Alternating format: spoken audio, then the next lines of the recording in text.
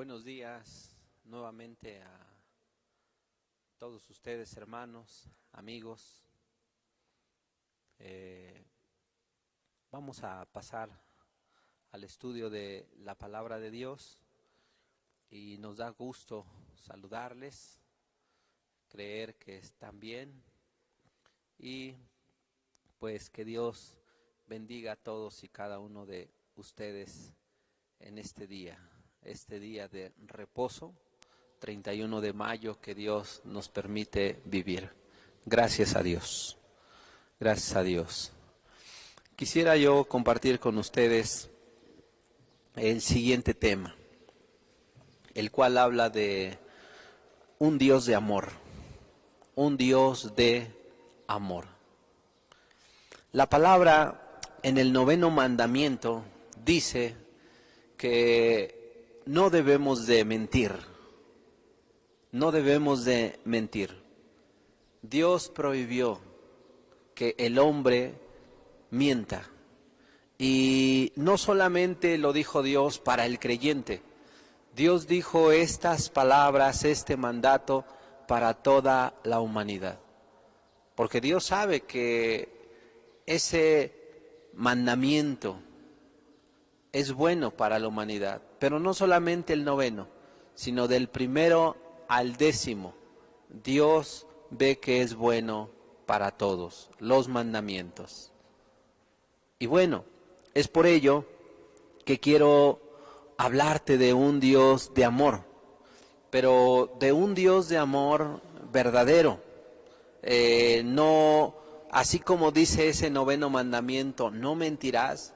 Yo no te voy a mentir acerca del verdadero amor de Dios, ya que en este día, ni nunca, yo te diré que el amor de Dios para la humanidad es incondicional. Eso es mentira. El amor de Dios para el hombre no podemos decir que es incondicional. Por una razón, porque Jesús dijo algo. Él dijo, el que me ama, mis mandamientos guarda. Digámoslo así, el amor de Dios para el hombre sí está condicionado.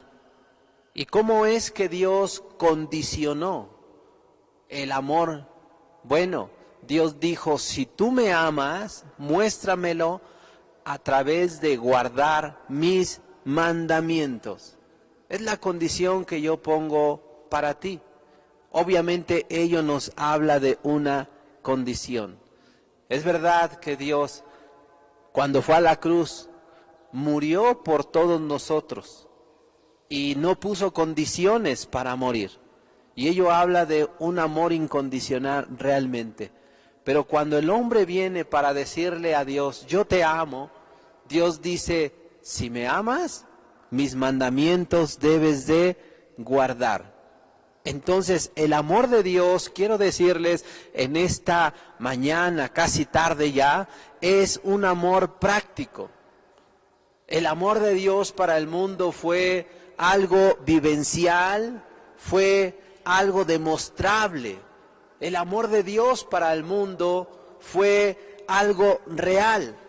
Es decir, el amor de Dios sí son palabras, pero estas palabras Jesucristo las acompañó con hechos, con obras. Es decir, el amor de Dios también pueden ser deseos, pero esos deseos se convierten en prácticas. Entonces, quiero decirles, hermanos, amigos, que el amor de Dios no está limitado a palabras, a deseos, a sueños, sentimientos. No está limitado simplemente a ello. El amor de Dios es aquel que nos mostró a través de las prácticas que Él mismo hizo. Es decir, el amor de Dios se desarrolló en prácticas. Y esas prácticas, hace ya más de 2000 años, nos han dejado un testimonio. Y es un testimonio que ha perdurado desde hace 2000 años hasta el día de hoy, nos han alcanzado. Y muchos de esos testimonios del Señor Jesucristo están vivos, son reales, son palpables, porque los mismos testimonios se han replicado en toda la humanidad. ¿Qué quiere decir esto? Que hace 2000 años el Señor Jesucristo nos mostró un amor práctico. Y por ello, déjame te sintetizo el amor de Dios. El amor práctico de Dios sintetizado está en decirte lo siguiente. El amor de Dios, cuando Jesucristo decidió amar, cuando Dios, ese Dios de amor, quiso mostrar el amor al mundo, ¿cómo lo hizo? Bueno, se despojó de sus vestiduras reales. Obviamente, estando en un trono, se levantó, se despojó de las vestiduras reales y de ahí que tomó la decisión de dejar los cielos para venir a esta tierra en forma de hombre y habitar entre los hombres. Pero no solamente ellos, sino que Él interactuó y desarrolló su ministerio con base a la voluntad de su Padre, guardando todos y cada uno de los mandamientos y llegando a decir, no he venido a abrogar la ley y los profetas, sino a cumplirla. Y por haber predicado la voluntad, por haber predicado el evangelio de su Padre, los hombres le condenaron a la muerte. Y una vez condenado, le cargaron una cruz y lo llevaron allá al monte, al Calvario, al Gólgota. Y dice la Biblia que ahí lo escarnecieron, lo golpearon, lo azotaron y ahí mismo lo mataron al Señor Jesucristo. Pero no solamente ello ocurrió. Dice la Biblia que lo llevaron a una sepultura. Y estando en la sepultura un día, 2 días, 3 días, se cumplió la palabra que Él mismo habló. Que así como Jonás estuvo en el vientre de la ballena, así el Hijo del Hombre estaría en el vientre de la tierra y resucitaría. Y Jesucristo, quiero decirte, hermano, amigo, Él resucitó. Y hoy está a la diestra del Padre en lugares celestiales intercediendo por ti y por mí, ese Dios de amor. Esto es porque el amor de Dios fue manifestado en hechos, fue manifestado en verdad. El amor de Dios es real y es palpable. Por ello quiero decirte que el amor de Dios se manifestó en hechos.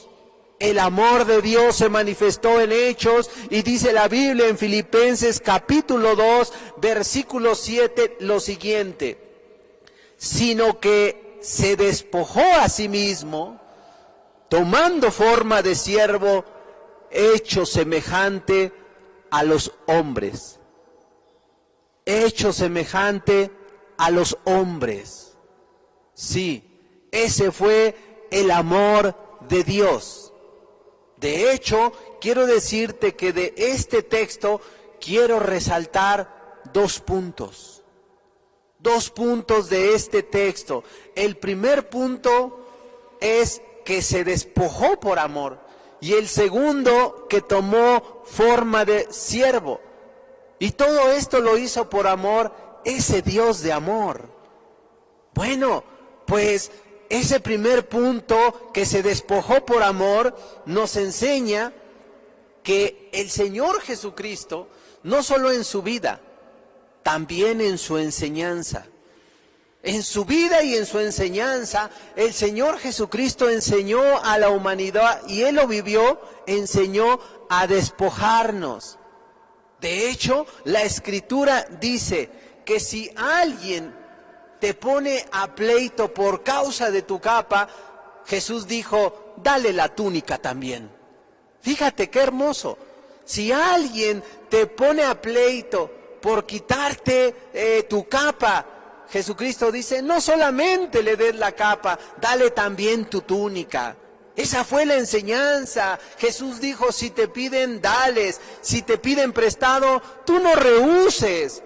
Inclusive de la boca del Señor Jesucristo en su enseñanza, Él mismo dijo, es mejor dar que recibir. Porque el que da es porque gracias a Dios tiene. Cuenta con la bendición de parte de Dios.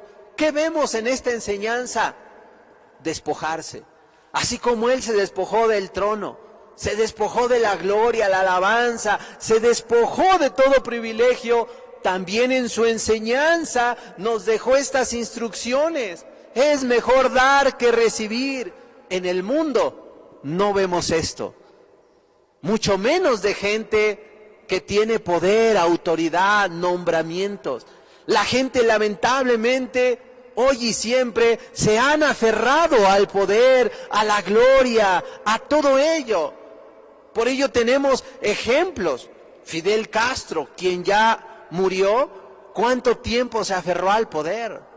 Gaddafi, un libanés, ¿cuánto tiempo se aferró al poder? El pueblo terminó matándolo para despojarlo al hombre. Vemos a un Vladimir Putin, que aunque hay hombres que han hecho bien a su nación, pero vemos cómo se han perpetrado, cómo han quedado en el poder por una década, por 2 décadas, por mucho tiempo. Bueno, vemos a presidentes de partidos como Jacob Polensky, que se aferra ahí al poder queriendo hacer denuncias para no dejar el cargo hasta que la tuvieron que sacar. Así vemos mucha gente. Hugo Chávez, el hombre, murió en el poder, aunque enfermó, dejó ahí a una persona que ahora sigue en el poder y se aferra ese hombre llamado Maduro. En el mundo la gente se aferra al poder, a la gloria. Y por esas razones vienen guerras, vienen muertes. Pero ¿qué vemos en nuestro Señor Jesucristo? En ese Dios de amor vemos que se despojó. Se despojó. De hecho, a Cristo, cuando lo llevaron a la cárcel, al pretorio, después lo llevaron con Pilato, y Pilato le preguntó: ¿eres tú rey de los judíos? Y dice la Biblia que él respondió. En Juan capítulo 18, en el versículo 36, vemos qué respondió el Señor Jesucristo ante tal pregunta, ante tal aseveración que le decía: ¿eres rey de los judíos? Porque Jesús le contestó también: ¿dices esto por ti mismo o te lo han dicho? Y Jesús le dijo aquí en este texto: mi reino no es de este mundo. Si mi reino fuera de este mundo, mis servidores pelearían para que yo no fuera entregado a los judíos, pero mi reino no está aquí. Fíjate. A pesar de que la palabra de Dios dice: de Jehová es la tierra y su plenitud, lo que en ella hay y los que en ella habitan. A pesar de que la Biblia dice que en un principio todo lo creó Dios. A pesar de ello, Jesucristo no vino a este mundo con ese pensamiento de decir: todo es mío, todos son míos. No. El Señor Jesucristo no vino con ese pensamiento, sino más bien, ¿qué vemos? Él prefirió despojarse. Él prefirió dejar esos privilegios terrenos a otras personas. Él prefirió hacer un lado porque Él dijo: mi reino no está en esta tierra. No busco un reino terrenal, perecedero. No, los reinos de esta tierra son fugaces. Su reino de Cristo es eterno. De hecho, a Jesús mismo lo quisieron hacer rey, pero Él no lo permitió. Inclusive el diablo mismo le prometió, le quiso dar todos los reinos, pero le dijo: no, yo no quiero esos reinos, mi reino no es de esta tierra. Y cuando lo querían hacer rey, dice la Biblia en Juan capítulo 6, en el versículo 15, aquí vemos cómo el pueblo se volcó después de que Cristo hizo un milagro para quererle hacer rey. Pues dice la Biblia en Juan 6:15, pero entendiendo Jesús que iba a venir para apoderarse de él y hacerle rey, volvió a retirarse al monte él solo. Jesucristo no solamente se despojó de allá estando en los cielos. En esta tierra le quisieron adjudicar, entregar, le ofrecieron los reinos, pero Jesús dijo: no, mi reino es celestial. Pero ¿saben por qué hizo todo esto ese Dios de amor? Para mostrarnos el camino, para mostrarnos el comportamiento, para dejarnos enseñanza de cómo los hombres debemos despojarnos. El Señor Jesucristo jamás fue ni ha sido como los dictadores. Hemos tenido en la historia de la humanidad dictadores como Hitler, Mussolini, Franco, el faraón mismo. Amado, en los reinos autónomos, cómo eran aquellos jerarcas. Pero vemos al Señor Jesucristo que Él se despojó voluntariamente, dejó el poder, la gloria, incluso el segundo punto dice que Él prefirió tomar forma de siervo, como lo leímos en Filipenses. Prefirió tomar esa forma de siervo ante este mundo. Él vino para servir. Ese es el segundo punto, que Jesús tomó forma de siervo. Ese Dios de amor se despojó y tomó forma de siervo por una razón, para mostrarnos su amor a nosotros. Sí, la vida de nuestro Señor Jesucristo se manifestó en continuo en servicio a favor de los hombres. En la enseñanza no se limitó solamente a instruir a los suyos. No, Él lo hacía de mañana, de tarde y de noche. ¿Por qué?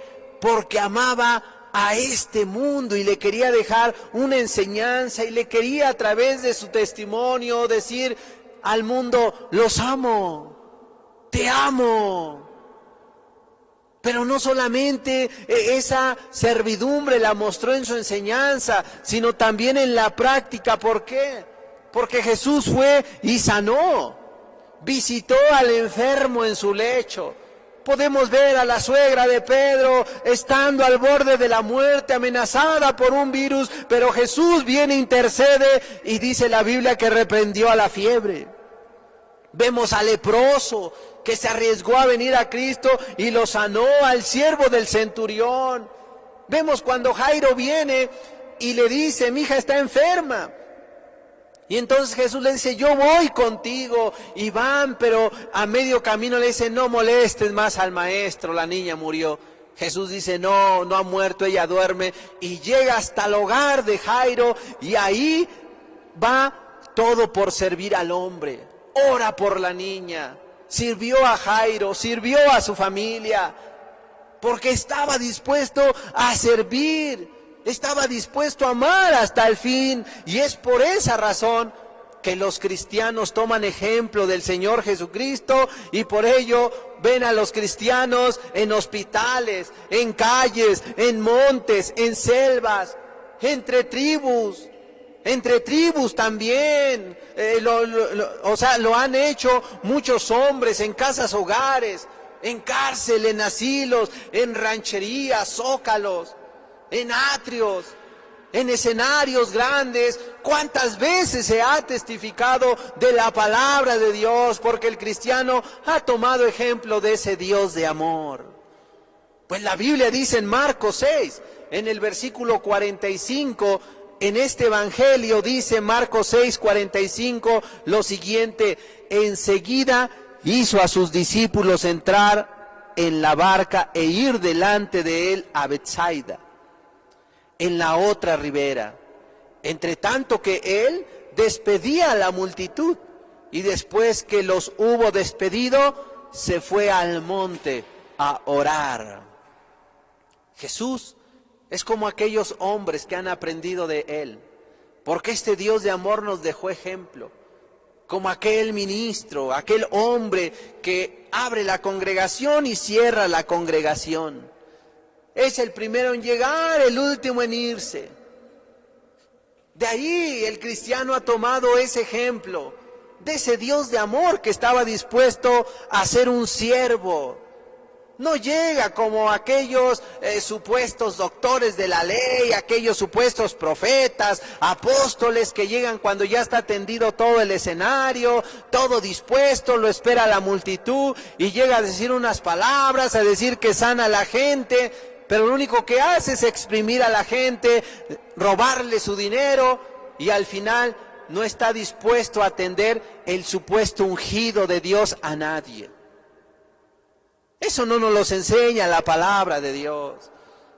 El Dios de amor del cual te estoy hablando es un Dios de amor que se despojó y un Dios de amor que quiso servir a la humanidad. Jesús, como vemos aquí, se quedó para despedir a toda la multitud. ¿Y saben por qué, hermanos, amigos? Porque el lema de ese Dios de amor fue: quiero destacar en el servicio. Quiero mostrarles lo que es servir. Su amor fue práctico. Su amor fue real.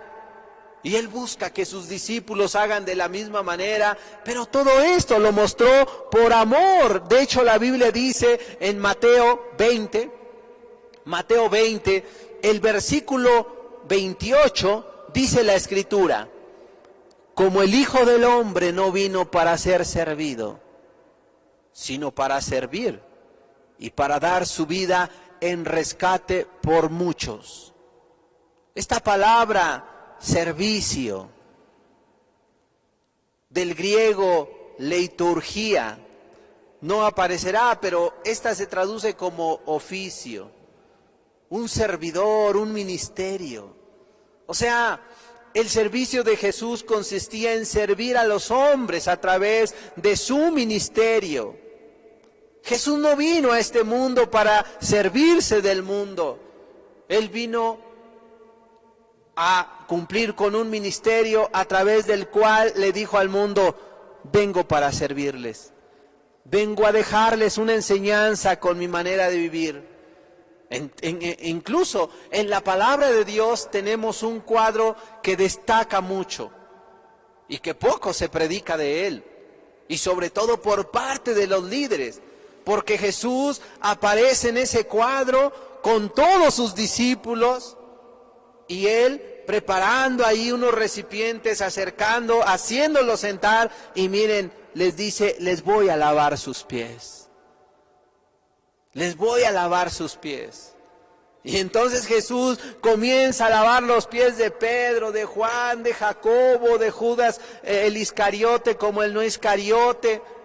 Y comienza a lavarlo. Imagínense ese acto del Dios de amor. Ese acto que hizo por amor.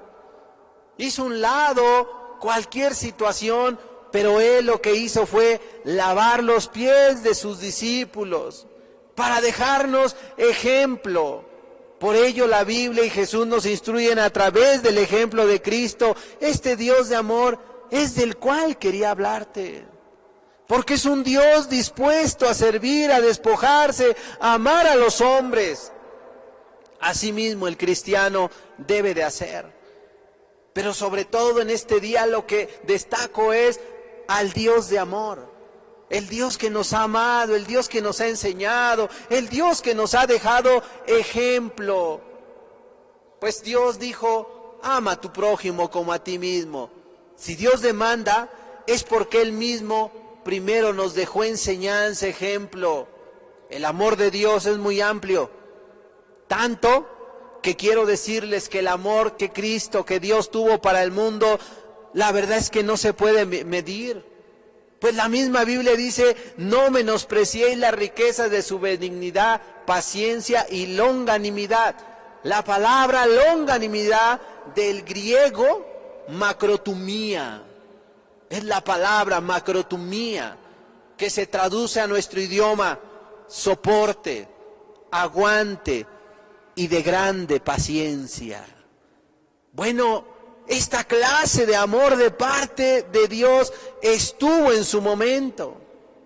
Y como así es el amor de Dios para con la humanidad, porque recuerden que cuando apresaron a Cristo, vinieron previo y dice que Él respondía: ¿a quién buscan? Y los hombres caían. Y volvieron a preguntar: ¿a quién buscan?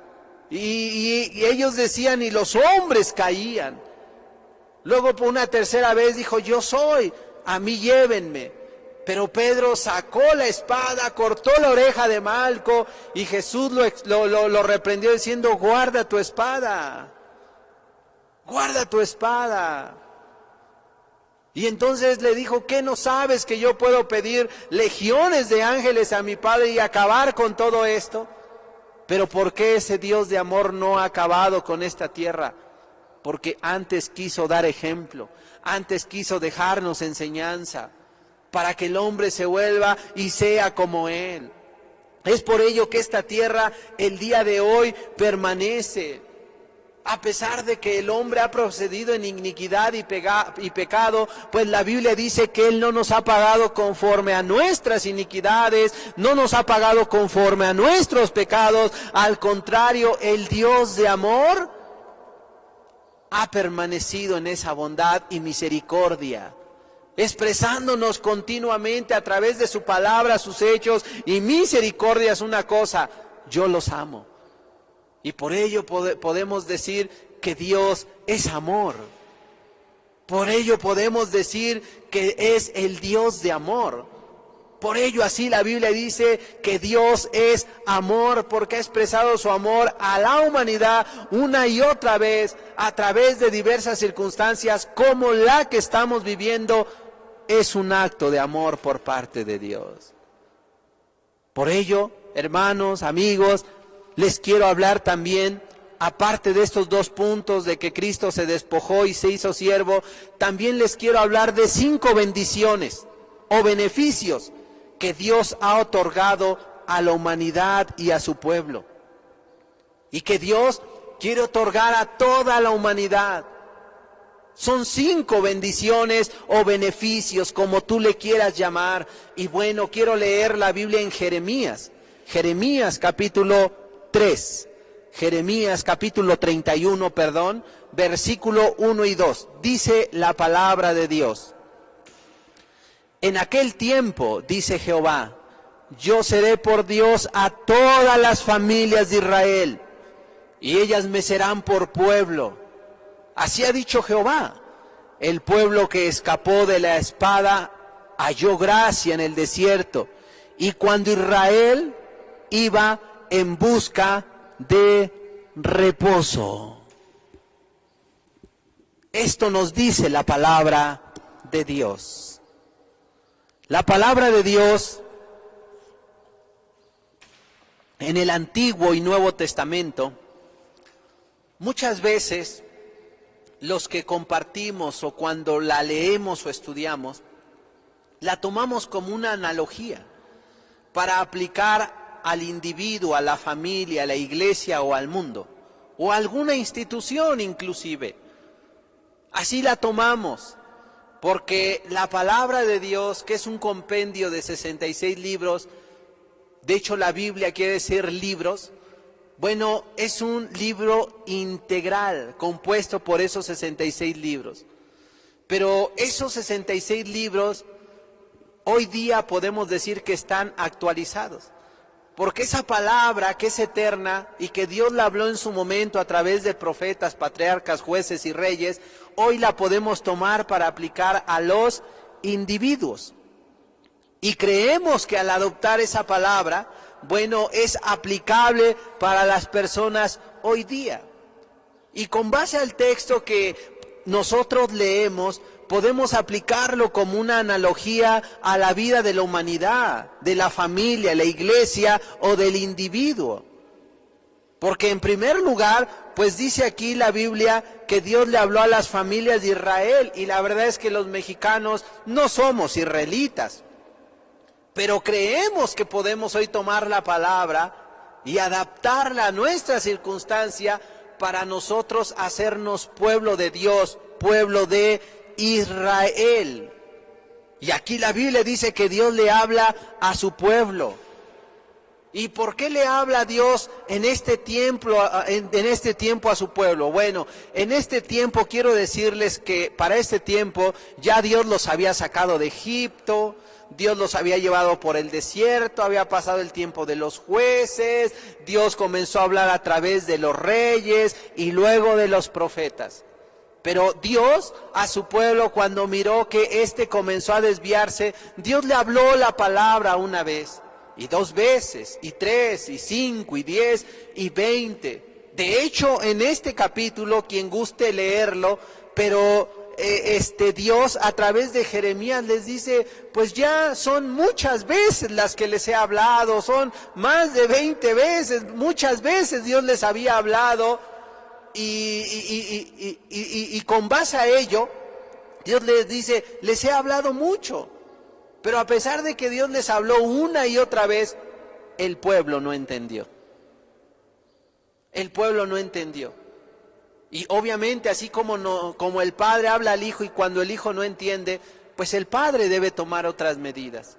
Es por ello que Dios vino y advirtió a su pueblo que vendría castigo si no se volvían. Y como ellos no creyeron, entonces Dios trajo castigo para su pueblo. Y ciertamente los castigó. Y les dijo a su pueblo, no, pero aunque yo te castigue, no temas. Yo te salvaré con todo, pero no te dejaré sin castigo, no habrá medicina eficaz para ti. Le dice Dios, yo te quebrantaré, pero también te voy a sanar. O sea, una vez que Dios trata ya con su pueblo, ya los castigó, también los salva y les dice por ello estas palabras, yo seré por Dios a todas las familias, como acabamos de leer aquí en Jeremías 31, 1 y 2. Seré por Dios a todas las familias de Israel y ellas me serán a mí por pueblo. Y esta es la primer bendición a la cual me quiero referir. Este es el primer beneficio que Dios le otorga y al cual me quiero referir con base a lo que mencioné, de 5 beneficios o 5 bendiciones, como le quieras llamar. El primero es que Dios le dijo al pueblo, yo seré por Dios a todas las familias de Israel. Y ese es un beneficio y bendición que Dios quiere otorgarnos a todos, porque Él es Dios de todas las familias de la tierra. Dios de todas las familias de la tierra. Y por ello les digo que podemos aplicar esta palabra para que llegue a ser de bendición a nuestra vida.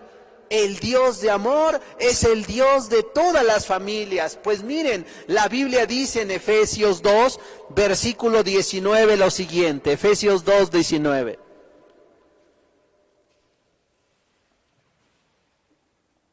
Así que ya no sois extranjeros ni advenedizos, sino conciudadanos de los santos y miembros de la familia de Dios.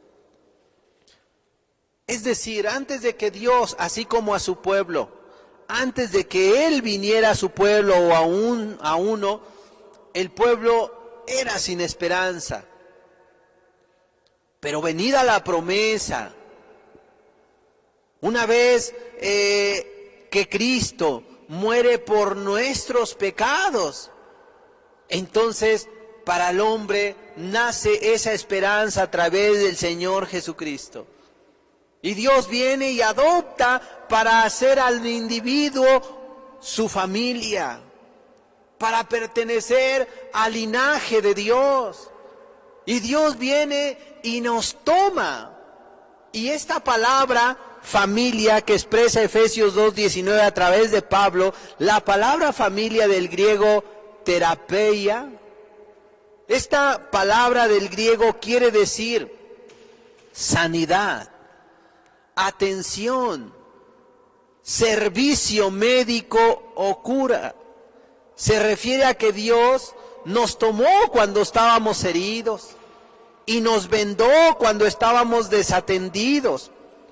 Él nos buscó y enfermos estábamos y nos cura, y cuando estábamos desatendidos, sin seguro, abandonados, entonces llegó Jesús para atender la vida nuestra.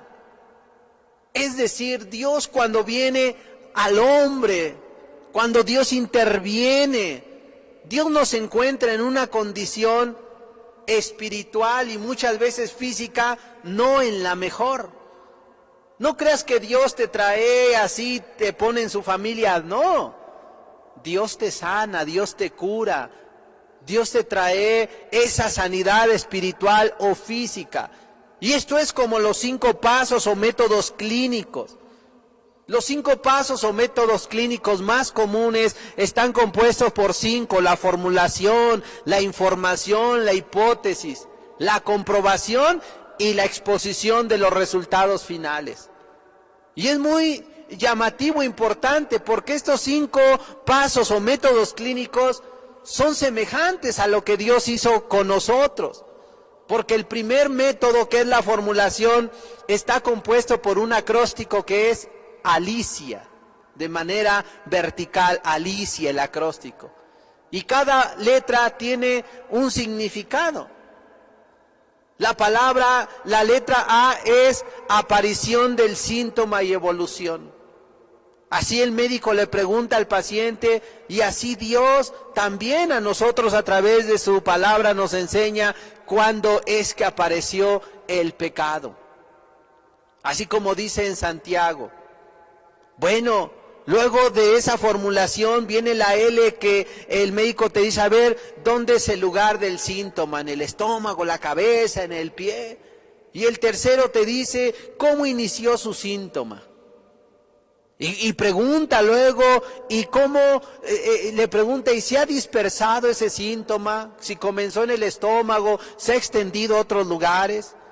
Y en el quinto, que es la A, le dice, oiga, y siente alivio en un momento. Y así forma ese acróstico. Son preguntas de parte del médico. En el segundo paso del método clínico, bueno, es la información. Comienza a interrogar el médico a través de un examen físico. Comienza a mirar el médico a la persona, su semblante, su mirada, si cuando camina se duele, etcétera. Pero lo hace a través de esa visión, a través de la inspección visual. Luego el médico lo palpa, lo toca para reconocer dónde está el dolor. Y así se informa más el médico. Así de la misma manera Dios hace con nosotros, pues la Biblia nos enseña que Él es nuestro médico también. O sea, Dios a través de su palabra nos examina, nos inspecciona, porque la Biblia dice que la palabra es viva y eficaz, más cortante que toda espada de 2 filos, que discierne hasta los tuétanos. Es decir, la palabra hace esta función en nosotros. El tercer paso es la hipótesis, cuando el médico, con base al testimonio, a lo que menciona y donde se duele y donde tocó y donde vio el médico, puede dar un resultado, pero es un resultado solamente provisional. Le dice, bueno, parece que este es el diagnóstico, pero obviamente es un diagnóstico provisional y limitado. ¿Y por qué? Porque no ha habido exámenes a conciencia, a profundidad, internos. Eso ya es el cuarto paso, donde el médico le extiende una orden, le dice, vaya, hágase esos exámenes, y después de que se los haga, usted regresa. Y va el hombre y en la orden dice que se debe de hacer una radiografía o tomografía, una resonancia o un electroencefalograma. Lo que le manda el médico va, se lo hace, regresa, se lo enseña al médico. Y entonces el médico, ya con base al historial, a lo que le preguntó y a los estudios, los verifica. Entonces él puede dar un diagnóstico con certeza. O también puede verificar que hay nuevos problemas que apareció y que no era ni siquiera lo que él pensaba o lo que la persona decía, sino que el problema radicaba en otra área, pero todo con base a los estudios. ¿Sabes quién hace así? Dios a través de su palabra. Entonces te hablo de esto, ¿por qué? Porque Dios, cuando quiere integrar a alguien a su familia, lo limpia, lo sana. Así como cuando tenemos una caja de jitomates, de naranjas, pero que vemos que uno se está echando a perder, pues lo sacamos. Y ese que sacaron obviamente no lo vuelven a integrar con los buenos porque los puede echar a perder. Bueno, así de la misma manera Dios hace. Dios, para integrar a una persona, a su familia, Dios primero lo limpia. Dios primero trata con él. Y eso fue lo que hizo Dios con su pueblo, el pueblo de Israel, lo sanó y le dijo, tú serás de mi familia, pero no sin antes limpiarte. ¿Por qué hace eso Dios? Porque nos ama. Entre el pueblo de Dios, amado, pues no hay gente enferma, porque Dios tiene un Dios poderoso para sanar. Y lo digo en el sentido espiritual. Pero también cuando Cristo vino a la tierra, Él cuando miró al enfermo lo sanó, al paralítico lo levantó, al ciego le devolvió la vista. ¿Por qué? Porque Dios tiene ese poder. Él es el mismo de ayer, hoy y siempre. Él es el Dios de amor que está dispuesto a sanarte de tu enfermedad, cual sea la enfermedad. Porque Dios es poderoso y la Biblia dice que nada hay imposible para Dios. Y Dios ha sanado a gente de cáncer, de diabetes. Dios ha sanado a gente que tiene problemas del corazón, gente que tiene artritis, problemas de las rodillas. O sea, gente que de todo tipo de enfermedad, ¿quién la ha sanado? El Dios poderoso, del cual dice la Biblia que nada hay imposible para Él. ¿Y por qué lo hace? Porque Dios es un Dios de amor. Por ello vio al paralítico, al ciego, vio al sordo, al endemoniado, y a ninguno de ellos lo dejó así.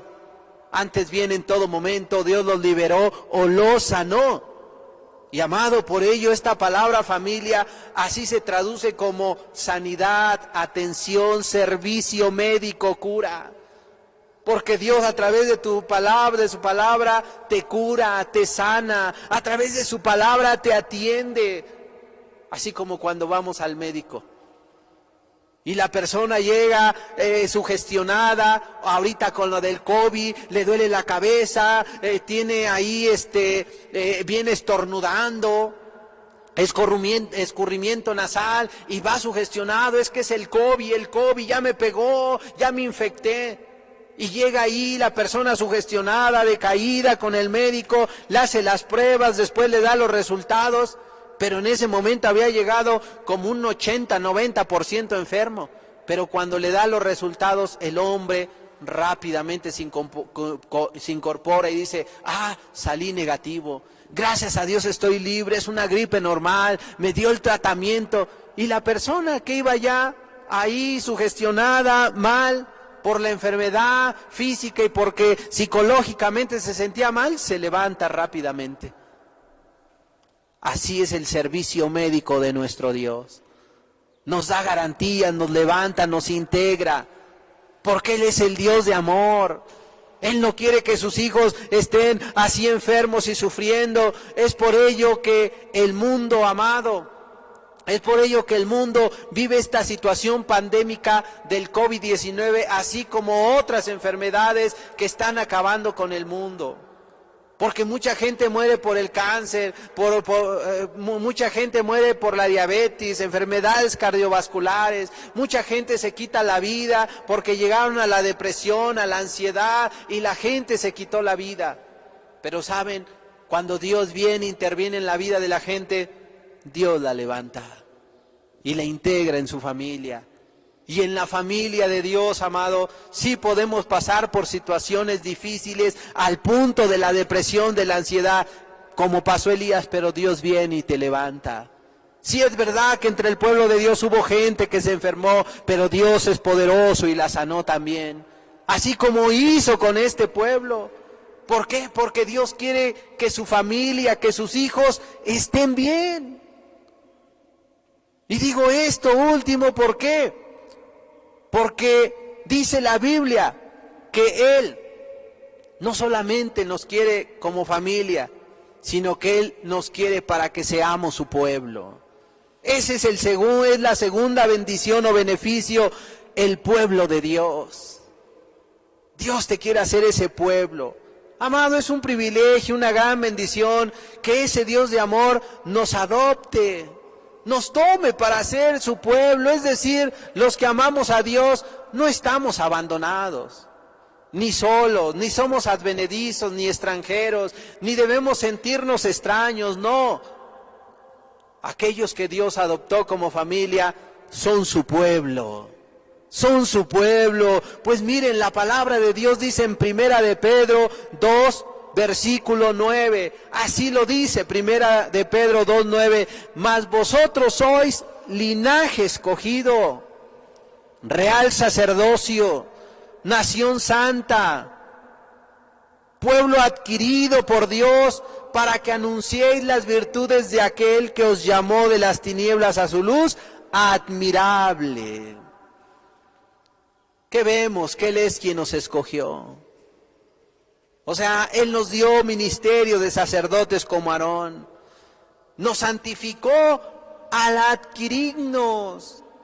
Pueblo adquirido por Dios, dice la Biblia aquí.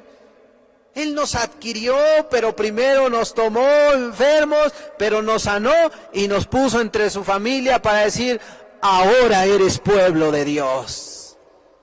Ahora eres de la ciudadanía de Dios. Él nos adoptó. Y hoy podemos anunciar esa gran bendición, como lo dice el texto, para que anunciéis las virtudes de aquel que os llamó de las tinieblas a luz admirable. ¿Cuáles son las virtudes? Su virtud máxima es un Dios de amor. El Dios de amor, un Dios de misericordia, un Dios poderoso, un Dios que se compadece para anunciar las virtudes que nos llamó de las tinieblas a su luz. ¿Cómo habrá anunciado el gadareno cuando Cristo le dijo, ve y cuenta cuán grandes cosas el Señor ha hecho contigo? Cuéntale a los tuyos. El hombre fue y anunció las virtudes. Es que aquel hombre me sanó. Aquel hombre me tuvo compasión. Aquel hombre no me temió cuando estaba lleno de demonios. Antes bien vino y reprendió a los demonios. Y estando yo desnudo, me cubrió, me amó, me abrazó. Y comenzó a anunciar las virtudes de aquel que le llamó de las tinieblas a la luz. A la luz admirable.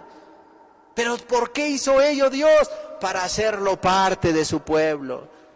Esta palabra, el linaje del griego fule, quiere decir retoño, raza.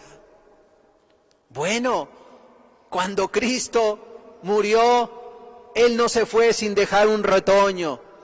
Dejó aquel hombre, aquel ladrón, aunque murió y se fue con Él. Pero Jesucristo dejó a sus discípulos, dejó a este gadareno, dejó a aquel leproso, dejó retoño. Esa palabra, linaje, se traduce como retoño. ¿Por qué? Porque Dios, el Dios de amor, dejó ese testimonio para el mundo. El cristiano, somos los retoños de Dios. Y nosotros mismos podemos hacer como Él para dar vida a otros. Porque un retoño es dar rebrotes. Y así fue lo que hizo Jesucristo. Él andaba en Judá, en Capernaum, ahí al lado del Jordán. Estuvo en Jericó. Es decir, Él estuvo en todo Israel visitando las sinagogas, y en cada lugar que llegaba Jesucristo dejaba una semilla, dejaba un rebrote. ¿Por qué? Porque Él llegó para adoptar y a decir, aquí quiero tener familia y aquí quiero dejar un pueblo. Y ese es un gran privilegio entre nosotros, ser familia y pasar a ser parte del pueblo de Dios.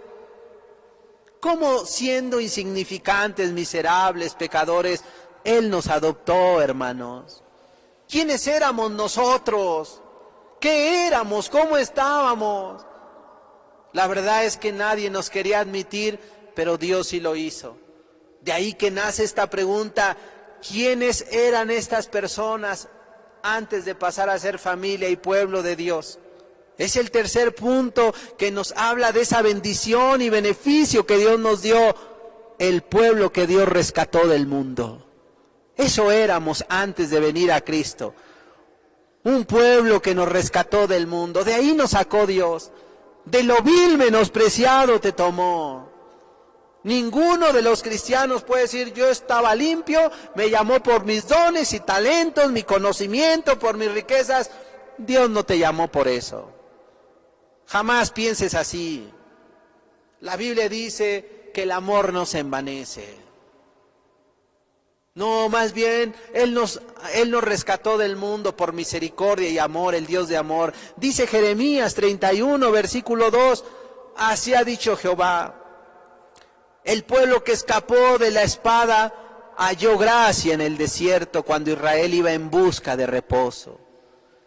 Así como el pueblo de Israel en un momento fue rescatado de Egipto, porque estaban en opresión, en esclavitud.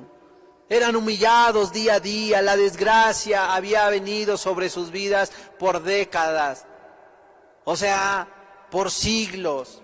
Las tinieblas estaban con ellos, pero Dios dijo, yo los haré escapar. Y Dios lo hizo con mano poderosa, porque a través de obras, portentos y milagros, a través de 10 plagas que trajo sobre el pueblo de Egipto, sobre esa nación grande y fuerte que contaba con un ejército, Dios vino y arrasó con ellos con un solo objetivo, para liberar a su pueblo, para liberarlo de la opresión, de las cadenas, de la estrategia del diablo. Y el Dios de amor lo hizo todo por amor, porque Él es Dios de amor. Así Dios nos rescató a nosotros, hermanos, y así Dios quiere rescatar a todo el mundo, darle libertad. Esa libertad del pecado, de la esclavitud, porque mucha gente hoy vive en vicios, en alcohol, en drogas. Mucha gente hoy vive en fornicación, en adulterio, y no han podido escapar, aunque algunos lo quieran intentar, pero el único que puede dar libertad al cautivo es Cristo. Quiere liberarte del robo, de la muerte, de la hipocresía. Aún Dios puede liberarte de la homosexualidad, aunque hoy la gente, locutores y muchos medios digan un sinfín de mentiras. Las ciencias duras, personas realmente serias como Joaquín de Irala, Lars Meyer, Nicholas Cummings, personas que hablan sobre el tema y que son de ciencia, dicen el homosexualismo se puede curar. Claro que se puede curar. ¿Por qué? Porque Dios viene a liberarte de las cadenas, puede liberarte del bestialismo, del odio, del rencor, de la hipocresía, del chisme. Aún Dios puede liberarte de tus enfermedades. Bueno, de ahí, de esto que menciono, de ahí Dios nos sacó a los que hoy somos cristianos. Y Dios quiere liberar al mundo. Por ello Dios ha traído esto, ha permitido la enfermedad sobre esta tierra, que no es una, sino es mucha la enfermedad, para así poder amar al hombre. Pero Dios no solamente liberó, sino que Él mismo, dice aquí la Biblia, que hallaron gracia en Él. Y la palabra gracia del hebreo kajen, quiere decir misericordia o favor de Dios, bondad de Dios. Es decir, la belleza, lo mejor de Dios se expresa a la humanidad. Esa es la gracia. Fíjense, este pueblo salía de la opresión, venía de la esclavitud, del maltrato, pero ahora se encontraba con un paraíso, con las garantías, el cuidado de Dios, no solamente en lo físico, sino en lo espiritual. Porque estando ellos rodeados por enemigos, Dios velaba y trajo temor alrededor de todas las naciones. Inclusive tuvieron que venir naciones con engaño, como los gabonitas, para hacer paz con Josué. ¿Por qué? Porque el espanto que llegó sobre las naciones. Vemos a Amalek que busca a Balán. ¿Qué hizo este hombre? Buscó a Balán. Ese hombre, para decirle, Balac buscó a Balán y le dijo, oye, ven, maldíceme a este pueblo, porque yo sé que a quien tú bendigas será bendito, a quien maldigas será maldito. Entonces Balac le está rogando a Balán una y otra vez, y le decía, es que es un pueblo grande, numeroso, y el temor ha caído sobre nosotros. Pero ello, ¿de quién venía? De parte de Dios. Porque Dios ahora les ponía la nube para que el sol no les quemara. De noche alumbraba para que no vivieran en oscuridad. Les dio pan, comida, sus vestidos nunca envejecieron. Es decir, Dios vino con su bondad y misericordia. Hallaron la mejor expresión, la mejor parte de Dios. Es por ello que en el tiempo de Salomón tan grande fue la belleza y sabiduría del pueblo de Israel, que la reina Saba desde los confines de la tierra vino para escuchar la sabiduría y quedó impresionada de todo lo que miró en el reino de Salomón. Fue impresionante. Y fue ese pueblo que salió de lo vil, ahora había sido engrandecido. Había sido engrandecido. De hecho, la Biblia, a través del libro y del profeta de Ezequiel, nos habla, nos describe al pueblo de Israel, nos describe lo que era y lo que llegó a ser. Y ese es el cuarto punto, la cuarta bendición o beneficio, la belleza descrita del pueblo de Israel. Esta parte de Ezequiel capítulo 16 habla de lo que fue, de lo que era, de lo que fue y de lo que después vendría a ser. Pues la Biblia dice ahí en Ezequiel 18, Dios le dice, es que tu nacimiento era de la tierra de Canaán, del amorreo, tu madre Tea. ¿Y quiénes eran esos pueblos? Eran pueblos idólatras, pueblos inmorales, ignorantes, pueblos sin rumbo. Eran pueblos que vivían mal, moralmente y espiritualmente hablando. Y Dios le dice a través de Ezequiel al pueblo, esos son tus orígenes. Y es más, cuando tú naciste, tu ombligo no fue cortado, ni te limpiaron, estabas en tus sangres. Es más, te abandonaron y estabas ahí, nadie se compadecía de ti. Esos fueron tus orígenes. Te arrojaron, te abandonaron en el campo y eras menospreciada el día que naciste. Esa fue la condición de todos y cada uno de nosotros, así como la del pueblo de Israel. Eras lo más bajo, nadie te miraba, nadie se compadecía, pero Dios dice en su palabra, pero yo pasé como aquel samaritano cuando pasó el sacerdote, pasó el levita y miraron a aquel hombre, lo menospreciaron, se siguieron derecho, pero pasó el samaritano, el buen samaritano. Así pasó el Señor Jesucristo y miró aquello que tenía mala imagen, aquello que de alguna manera expresaba o dejaba, o lo único que inspiraba era inmundicia, asco, suciedad.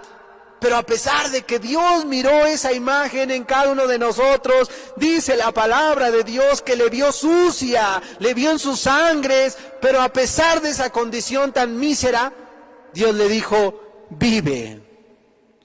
Y en ese momento, dice Dios, te levanté, te hice multiplicar, y creciste, y comenzaste a hacerte hermosa, tus pechos fueron formados, tu pelo creció, y comenzaste a crecer, a fortalecerte. Pero Dios le dice, pero estabas desnuda con todo. Es decir, aún había vergüenza en ella. A pesar de que Dios le miró, como aquel testimonio allá en Inglaterra, cuando el tiempo de los reyes, y todas las colegialas, los colegios fueron para ver porque el rey iba a pasar por las principales calles en su carruaje. Y entonces la gente estaba eufórica, alegre, gritaban. Y estaban ahí un grupo de colegialas porque sus maestros las llevaron a ver al rey. Y entonces pasó el rey y todos se alegraron, había algarabía, felicidad, gritos de alabanza incluso para su rey. Pero una vez que pasó el rey, entre las colegialas se escuchó un sollozo, alguien que se lamentaba, alguien que estaba triste. Y ahí la maestra se dirigió, era una niña, una joven, le dijo, ¿qué tienes? ¿Por qué no estás alegre como todos nosotros?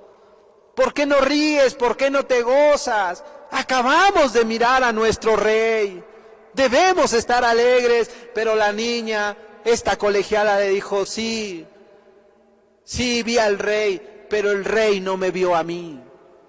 El rey no me vio a mí. Y eso me causa tristeza, que no me haya visto el rey. Y es que si el rey no nos ve, si Dios no nos mira, hermanos, eso causa tristeza. Así vemos, así de la misma manera, Dios en este caso miró a Israel y por segunda vez la vio, y dice la palabra de Dios que a pesar de que sus orígenes era esto, la había adoptado, pero después de que estaba desnuda, dice en Ezequiel 16, versículo 8, Ezequiel 16, versículo 8, y pasé yo otra vez junto a ti y te miré.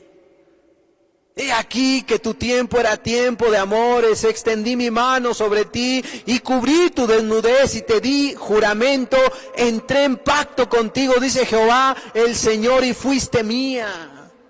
Fíjate tan grande el amor de Dios, que no solamente le dejó ahí desnuda después de que le hizo vivir, pasó por segunda vez y dijo, bueno, es tiempo de amores. Y entonces le vio en su vergüenza y le cubrió su desnudez. Y dice que le dio juramento y entró en pacto. Y es que no es lo mismo pacto que contrato. Un contrato es cuando tú llamas a un juez y él con la sociedad atestiguan y firmas el contrato ahí. Pero cuando la gente se cansa, se fastidia, llaman al mismo juez y le dicen, ahora quiero que me divorcie.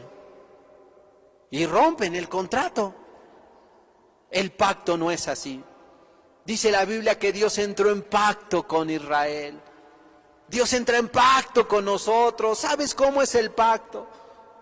El pacto es como cuando Dios dice, se unirán y serán una sola carne. Lo que Dios une no lo separe el hombre. Ese es el pacto, algo que ya no se puede separar. El pacto te une por siempre, por la eternidad.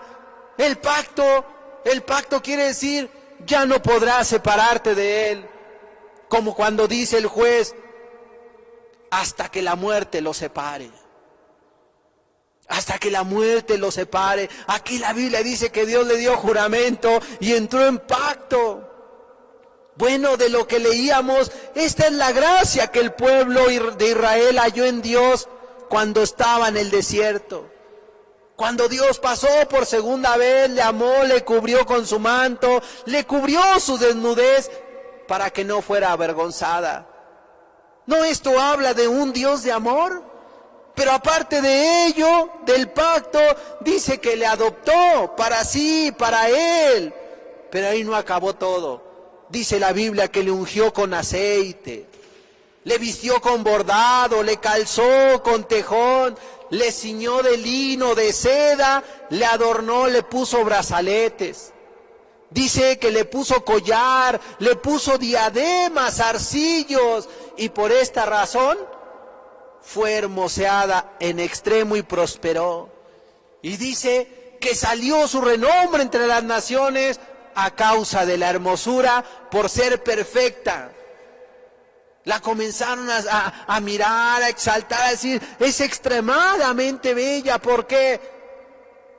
Porque nuestro Dios tiene atributos mismos que le da a su familia, a sus hijos, a los que adopta. Esos atributos Dios los confiere, los entrega, los enseña, los va formando en los cristianos. ¿No acaso este es un verdadero Dios de amor? Responsable, que ama a aquellos que adopta.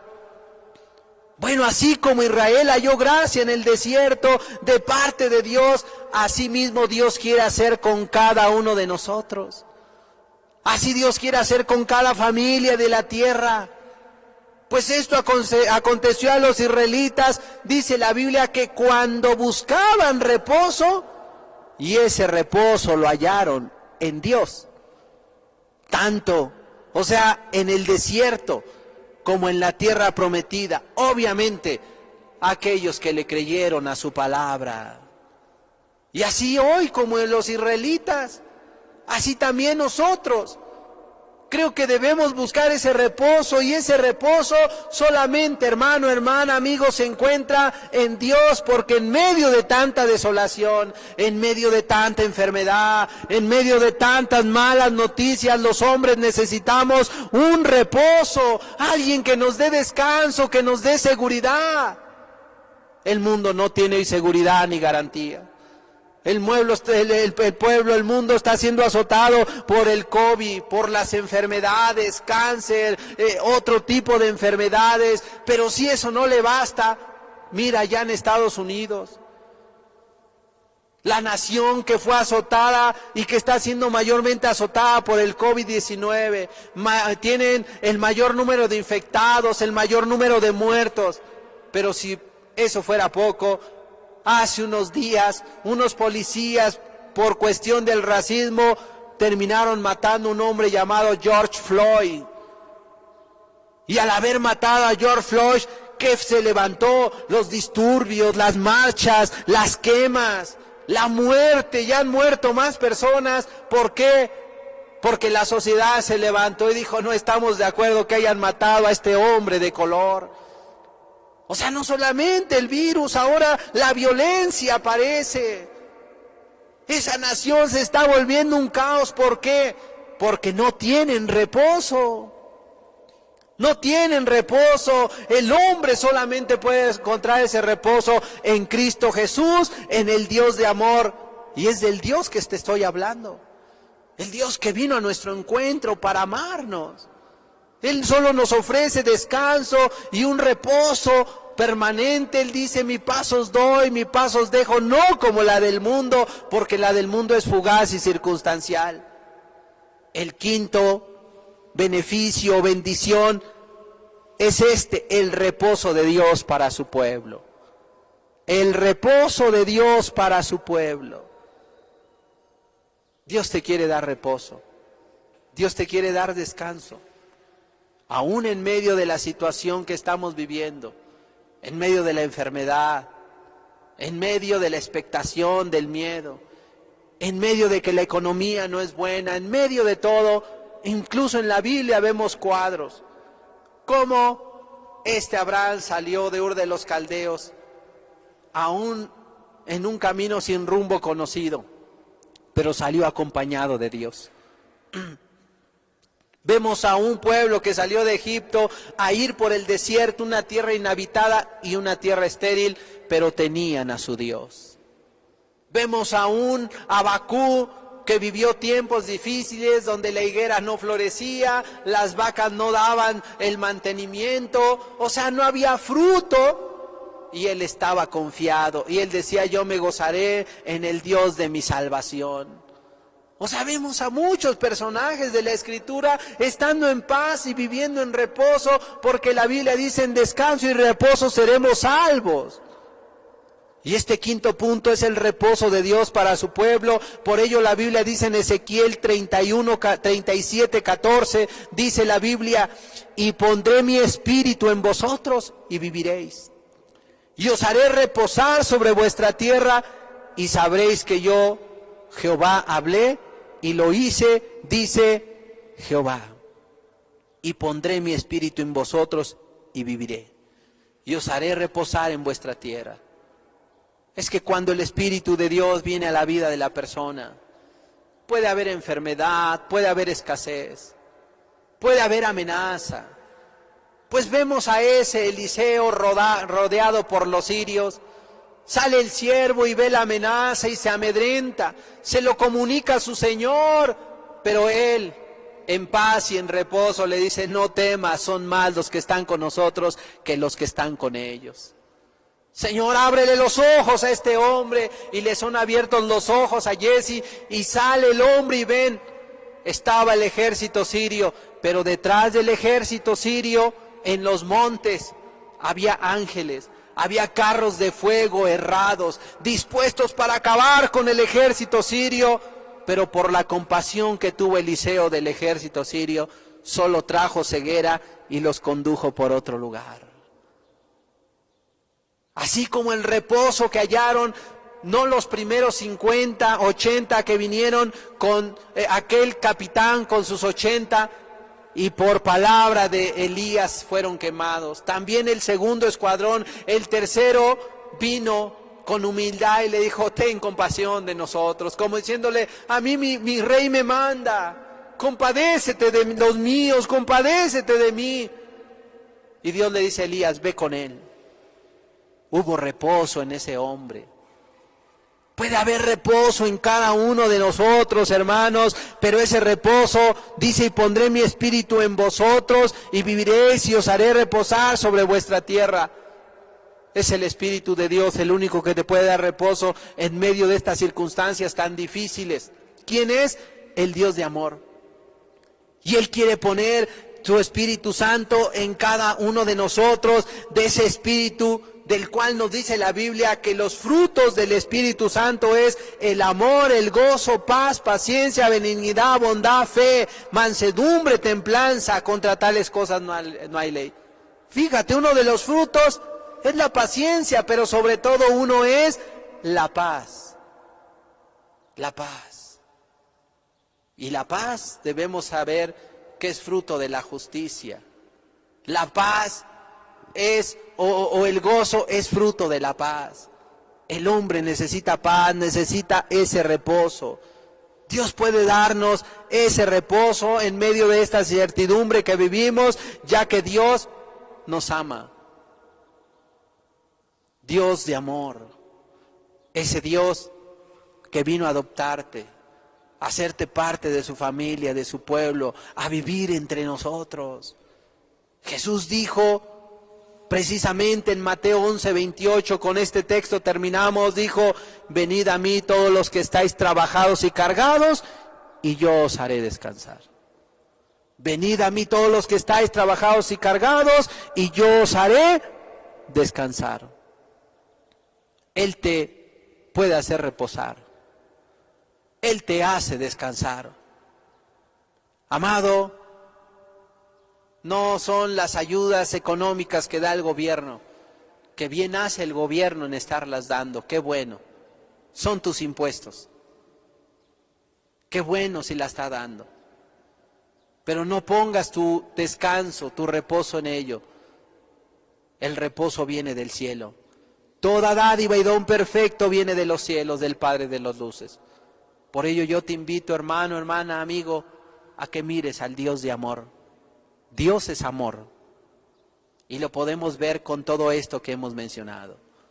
Por ello yo te invito a que te refugies en Él, a que mires a Él, a que creas en este Dios de amor, el único que nos puede traer paz en medio de toda esta circunstancia que hoy estamos viviendo. Yo te invito a meditar, a que cierres tus ojos en este momento para así poder ser ministrados por Dios.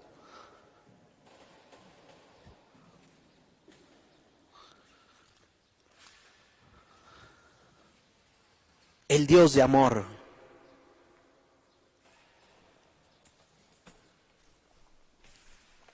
Ese Dios que se despojó y vino para servirnos. Se llama Jesús, el Hijo de Dios que menospreció su vida. Sí, hermanos. Y sabemos de antemano que no solamente se despojó, no solamente se despojó nuestro Dios. Dice que siendo en forma de Dios no estimó ser igual a Dios como a cosa que aferrarse. Se despojó, tomó forma de siervo. Y dice que estando en la condición de hombre se humilló, haciéndose obediente hasta la muerte, muerte de cruz. Pero por ello su Padre lo exaltó hasta lo sumo y le dio un nombre que es sobre todo nombre, para que en el nombre de Jesús se doble toda rodilla de los que están en los cielos y en la tierra y debajo de la tierra, y toda lengua confiese que Él es Señor, para gloria de Dios su Padre. El Dios de amor es aquel que nos ha hablado hoy. Es aquel que nos ha venido a notificar todas estas bendiciones y beneficios que ha traído a muchas sociedades, muchos hombres y familias. Muchos beneficios ha traído a la iglesia, pero Dios quiere darlos a toda la humanidad, porque Él es el Dios de amor. Aleluya, Señor. A ti venimos hoy, te reconocemos hoy. Bendito Señor. A ti sea la gloria y la honra, la alabanza, porque nos has amado y nos has amado hasta lo sumo, hasta lo más grande. Todo lo diste por nosotros, aún fuiste a morir, a sufrir por nosotros en la cruz, porque nos amas. Gracias, Señor, por tu grande amor. Si ya nos has demostrado tu tan grande amor hasta la cruz, ¿no seguirás amándonos ahora que estás a la diestra del Padre? Claro que sí. No dudes del amor de Dios, no dudes de sus promesas, no dudes de su amor. Él te ama mucho, aleluya.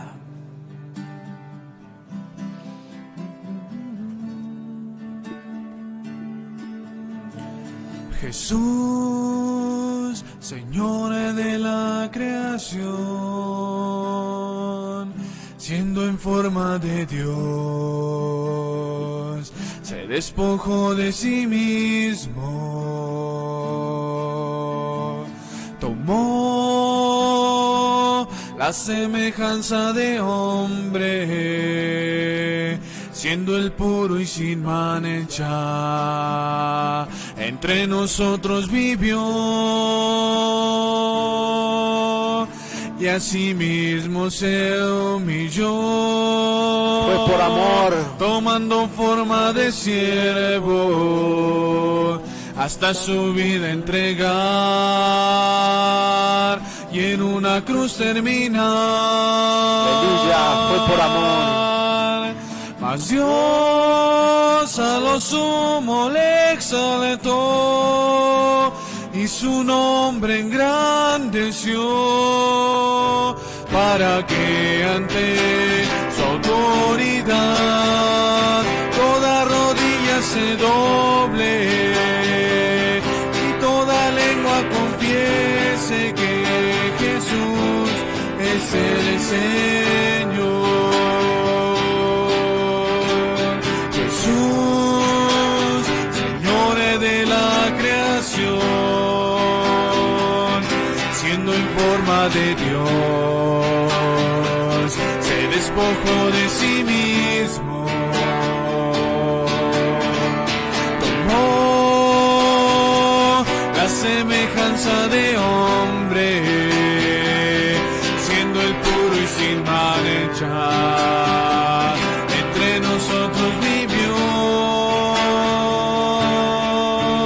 y asimismo se humilló, tomando forma de siervo, hasta su vida entregar, y en una cruz terminar. Mas Dios a lo sumo le exaltó, y su nombre engrandeció, para que ante su autoridad toda rodilla se doble, y toda lengua confiese que Jesús es el Señor. Amén. Así es, Señor. Gracias, bendito Dios. Ciertamente tú dejaste los cielos, veniste en forma de hombre, tomaste un cuerpo para enseñarnos a vivir. Trazaste un camino. Luego, Señor, a ti te crucificaron y estuviste dispuesto a morir por amor a nosotros. Has mostrado tu amor para con la humanidad. Lo has enseñado, lo has gritado. Mas lamentablemente hay una humanidad que no ha querido venir a ti, a pesar de que constantemente has extendido tus manos, Has extendido los lazos de amor para atraer a las personas, mas no han querido. Mas aquellos, Señor, que tú has atraído, hallaron gracia delante de ti. Estando en el desierto en condiciones precarias, ahí te manifestaste, porque eres el Dios de amor. Tú eres amor, el cual manifiestas y manifestaste a través de tu testimonio y a través de tu palabra no los dejas. Porque tu amor, Señor, fue un amor sufrido, un amor benigno, sin envidia. No te envaneciste ni te jactaste, jamás hiciste cosa indebida ni buscaste lo tuyo. Señor, todo lo sufriste, lo creíste y lo esperaste, todo lo soportaste. Tu amor nunca dejó de ser y no ha dejado de ser. Gracias por tu tan grande amor que nos dejaste. Gracias por tu bendición. Ruego, Señor, que esta palabra la guardes y que sea de fortaleza y recordatorio para aquellos que caminamos en ti y podamos seguir adelante. Gracias te damos en el nombre de Jesús. Guarda y sella tu palabra, lo rogamos, y bendice a aquellos que escuchan y escucharán este estudio. En el nombre de Jesús te damos gracias, gracias, en el nombre de Jesús. Bendito Señor y bendito Dios, alabado seas. Muchas gracias, Señor. En tu nombre, gracias, Jesús. Amén. Amén. Amén. Gracias. Antes de terminar, hermanos, amigos que nos escuchan, quiero invitarlos a que dejen sus comentarios, cargas de oración, o inclusive si es necesario o alguien busca consejería. Tenemos ya ahí un apartado, hay un link en la página de nosotros de Facebook. Inclusive en los videos ya hay un tutorial de cómo dirigirse a ese link, darle clic. Te redirecciona a un cuestionario en el que puedes dejar tus datos, tu teléfono, correo, puedes dejar ahí tu comentario de lo que se trata, si es un comentario, si es una carga de oración, si es necesario consejería, bueno, pues ello se haría. Entonces hemos dispuesto ese medio junto con un grupo de hermanos, un equipo, para poder servirles a ustedes y poder tener esa mayor interacción. Y bueno, ahí lo dejamos para aquellos que quieran visitar o comentar, dejar sus comentarios. Pues gracias, que Dios les bendiga, y si Dios permite el próximo domingo por aquí o por este medio nos estaremos viendo, y ustedes viéndonos, y pues nosotros creyendo que están detrás del monitor. Que Dios les bendiga y pues terminamos. Gracias.